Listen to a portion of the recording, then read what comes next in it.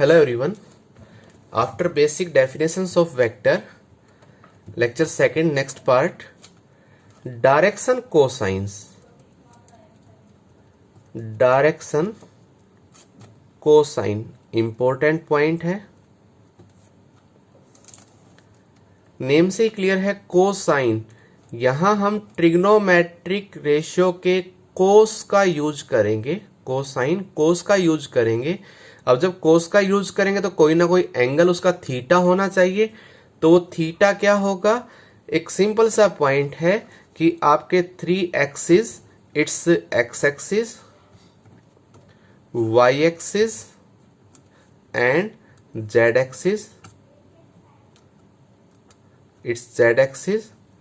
इन 3 axis से कोई भी स्ट्रेट लाइन, कोई भी हम एक स्ट्रेट लाइन ले रहे हैं.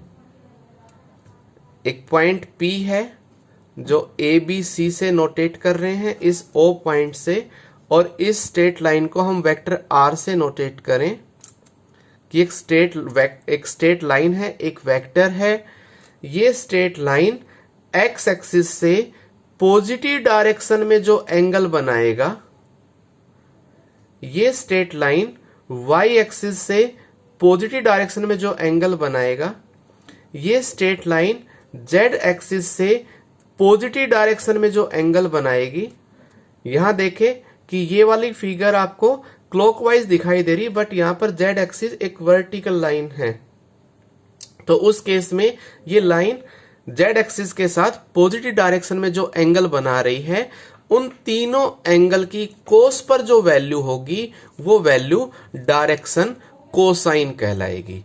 तो एक सिंपल सा पॉइंट ध्यान रखना है कि कोई भी स्ट्रेट लाइन 3 एक्सिस के साथ जो एंगल बनाएगी, उन एंगल की कोस पर जो वैल्यू है वो आपका डायरेक्शन कोसाइन कहलाएगा. तो if vector R makes angle alpha with x axis, beta with y axis, gamma with z axis. कोई भी स्ट्रेट लाइन x एक्सिस से अल्फा एंगल बना रही है, y एक्सिस से बीटा एंगल, z एक्सिस से gamma angle. In that case ये जो 3 एंगल्स हैं, अल्फा, बीटा, गामा, ये 3 एंगल्स आपके कहलाएंगे डायरेक्शन एंगल्स. बट यह ध्यान रहे with in positive direction, specially ध्यान रखें विद द पॉजिटिव डायरेक्शन, कि वो एंगल पॉजिटिव डायरेक्शन में बना रही है इन तीनों एक्सिस के साथ, विद द पॉजिटिव डायरेक्शन. तो इस केस में जो इन एंगल्स की वैल्यू होगी cos alpha, cos beta and cos gamma are direction cosines. और इन डायरेक्शन कोसाइन को हम नोटेट करेंगे कोस अल्फा को L से, कोस बीटा को M से, और कोस गामा को N से हम जनरली नोटेट करेंगे. तो सिंपल सा पॉइंट है, कोई भी स्ट्रेट लाइन 3 एक्सिस से पॉजिटिव डायरेक्शन में जो एंगल बनाएगी, उन एंगल की कोस पर जो वैल्यू है वो आपके डायरेक्शन कोसाइन कहलाएंगे. और स्पेशली ध्यान रखें, ये जो डायरेक्शन कोसाइन है, इनमें रिलेशन बनेगा L square plus M square plus N square that's equal to 1. Direction cosine के स्क्वायर का सम 1 के इक्वल होगा. That means cos square alpha plus cos square beta plus cos square gamma that's equal to 1.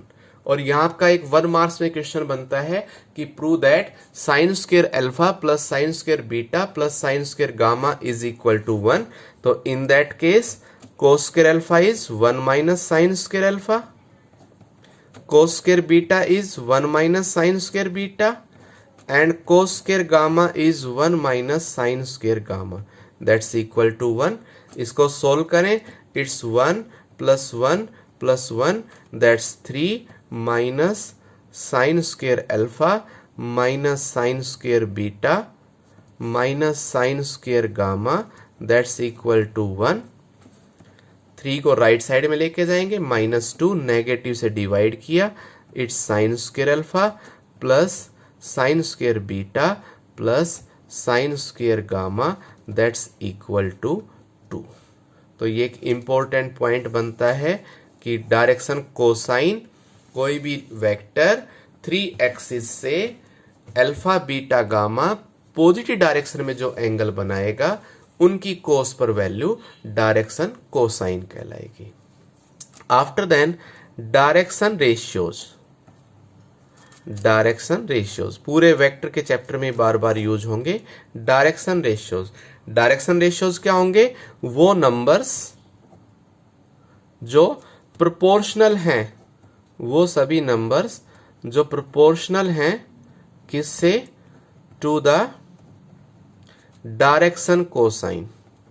जो direction cosine के साथ proportional हो वो number आपके डायरेक्शन रेशियोज कहलाएंगे.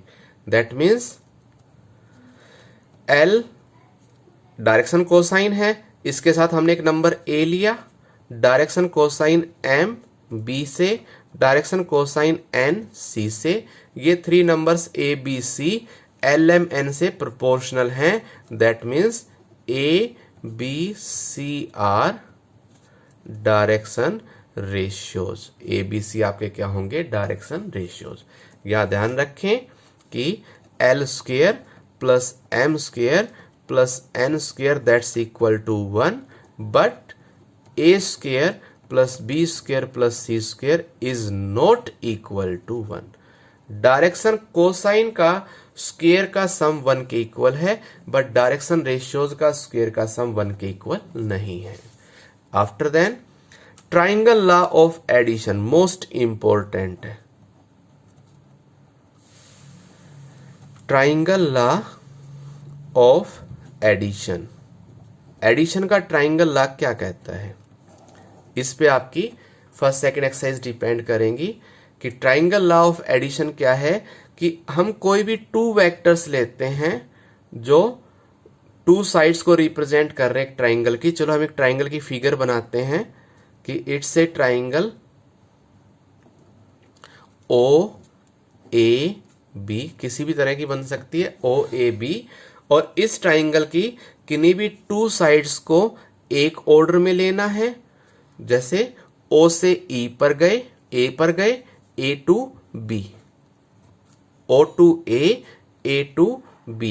तो इन दोनों जो सेम ऑर्डर की जो डायरेक्शन है, इन दोनों का जो सम है वो थर्ड साइड के इक्वल होगा, बट अपोजिट ऑर्डर में होना चाहिए. जो थर्ड साइड है वो अपोजिट डायरेक्शन में हो. तो एक ट्राइंगल की 3 साइड्स हैं, उन 3 साइड्स में 2 साइड्स में सेम डायरेक्शन में चलेगा, तो जो थर्ड साइड है वो अपोजिट डायरेक्शन में होगी. तो इन 2 साइड्स का सम यानी OA plus AB, vector OA plus vector AB, that's equal to vector OB. अब आप कोई भी ट्राइंगल बना लें कि मान लीजिए आपके पास ये कोई ट्राइंगल है, इट्स ABC. A से B पर गए, A से C पर आए, sorry B to A to C, तो हमें B टू C चलना है.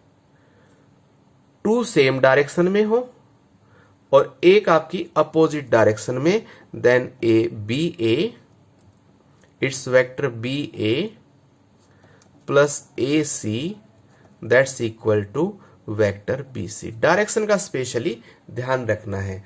तो it's triangle law of addition most important है. फिर हमारा बनेगा parallel law of addition. Parallelogram पे it's parallelogram law of addition.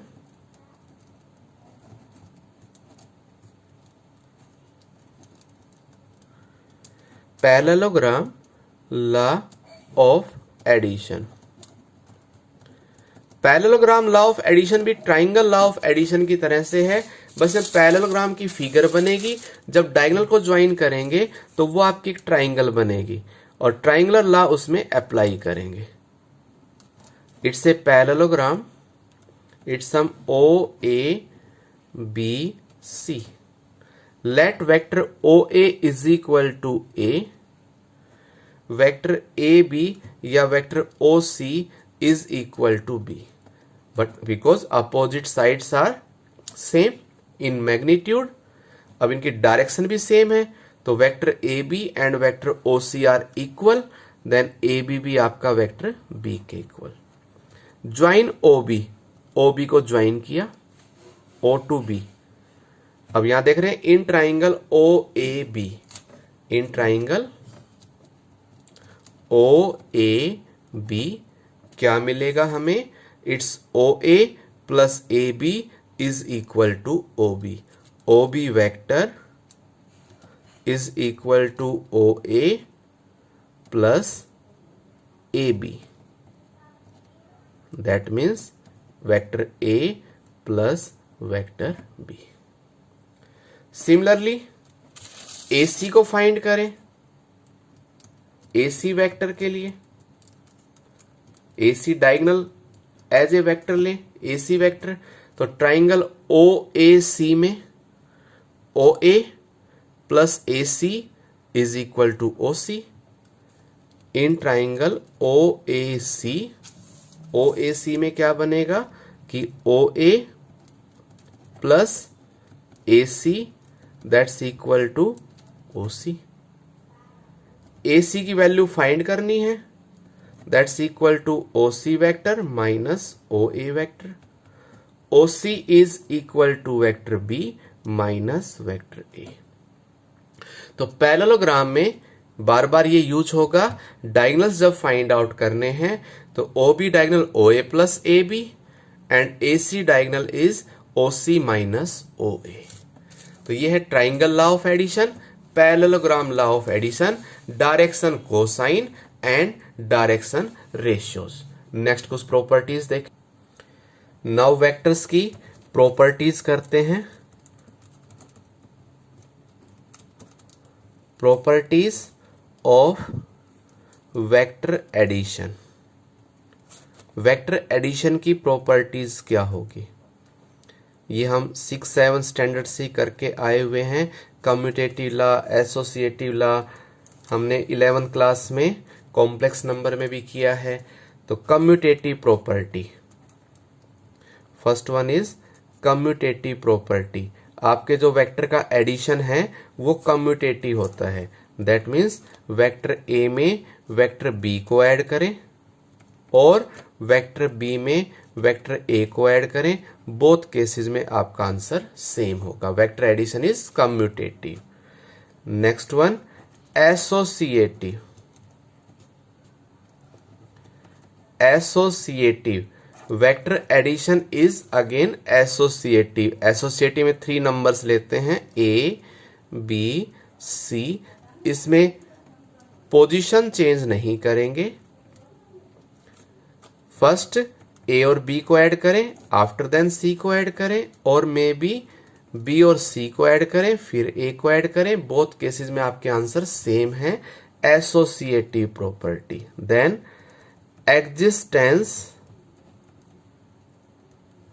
Existence of additive inverse. पहले एडिटिव आइडेंटिटी करेंगे। Existence of additive identity. Additive identity क्या होगी? किसी भी वेक्टर में क्या ऐड करें कि वही वेक्टर आपका आंसर हो। तो zero vector, zero is the additive identity, या जीरो वेक्टर में ए वेक्टर को ऐड करेंगे, बोथ केसेस में आपके आंसर सेम होंगे। After then existence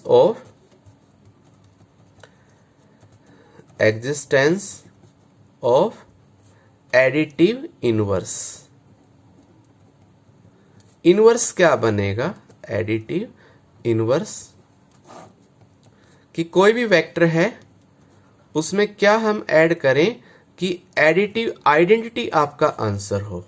then negative of that vector, और एक वेक्टर के नेगेटिव में उसी वेक्टर को ऐड करें तो आपका आइडेंटिटी आंसर होगा। That means -a negative of A vector is the additive inverse. फिर ये तो थी हमारी एडिटिव की प्रॉपर्टी।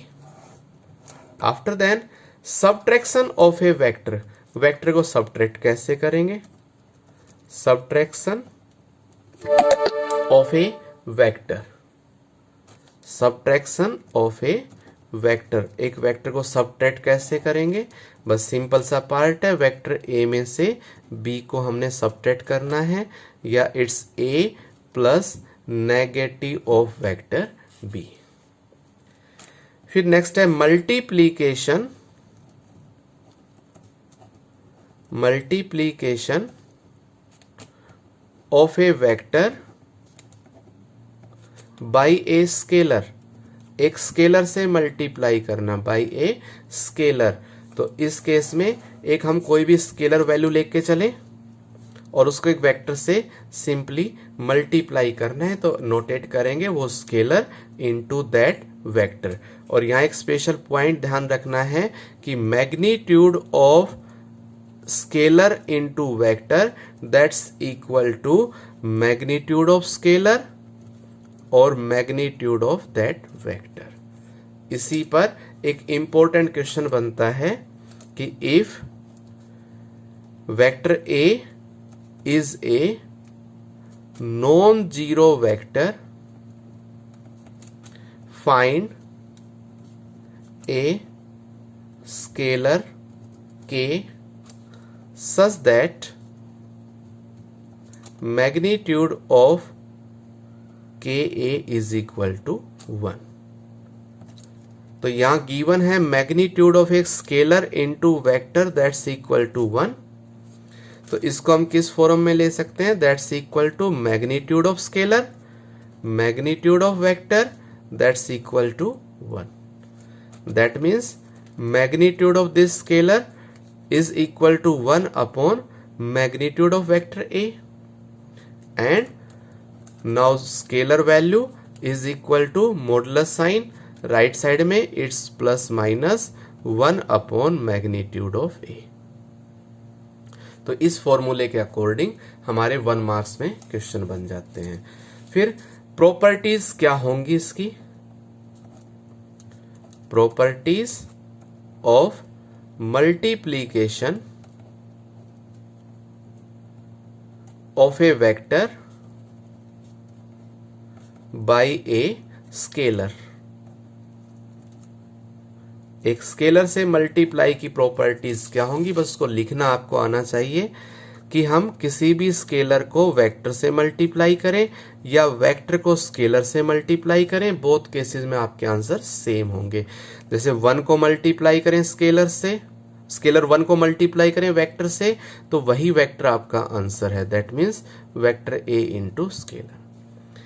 कोई जीरो स्केलर है उसको वेक्टर से मल्टीप्लाई करें, that means answer equal to 0। वही जो सिंपल हम न्यूमेरिकली हम यूज करते हैं। आफ्टर देन 2 स्केलर है और एक वेक्टर है, उनको हम मल्टीप्लाई कर रहे हैं। तो जब 3 नंबर गिवन तो किन्हीं 2 को मल्टीप्लाई करना होगा। तो चाहे एक स्केलर को फर्स्टली वेक्टर से मल्टीप्लाई करें, आफ्टर देन स्केलर से मल्टीप्लाई, और बोथ स्केलर को मल्टीप्लाई करें, आफ्टर देन वेक्टर से मल्टीप्लाई, बोथ केसेस में आंसर सेम है। देन 2 स्केलर्स को ऐड करें, आफ्टर देन वेक्टर से मल्टीप्लाई, और वेक्टर से सेपरेटली मल्टीप्लाई करके ऐड करें, बोथ केसेस में आपके आंसर सेम होंगे। और यही सेम प्रोसेस 2 वेक्टर के एडिशन के लिए कि 2 वेक्टर्स को ऐड करके फिर स्केलर से मल्टीप्लाई करें या सेपरेटली मल्टीप्लाई करके ऐड करें, बोथ केसेस में आपके आंसर सेम होंगे। तो ये कुछ स्केलर की प्रॉपर्टी थी। तो इस लेक्चर में हमने किया है कि हमारे डायरेक्शन कोसाइंस क्या होते हैं, डायरेक्शन रेशियोज क्या होंगे, ट्राइंगल लॉ ऑफ एडिशन क्या है, पैरेललोग्राम लॉ ऑफ एडिशन क्या है, कुछ प्रॉपर्टीज एडिशन की प्रॉपर्टीज क्या होंगी, आपके सबट्रैक्शन ऑफ वेक्टर, मल्टीप्लीकेशन किसी स्केलर से कैसे करेंगे, इंपॉर्टेंट पॉइंट, फिर मल्टीप्लीकेशन की कुछ प्रॉपर्टीज हैं। नेक्स्ट क्लास से हम ये बेसिक पार्ट हमारा इन 2 क्लासेस में कंप्लीट हो गया। नेक्स्ट क्लास से फिर हम एक्सरसाइज के क्वेश्चन स्टार्ट करेंगे। Thank you.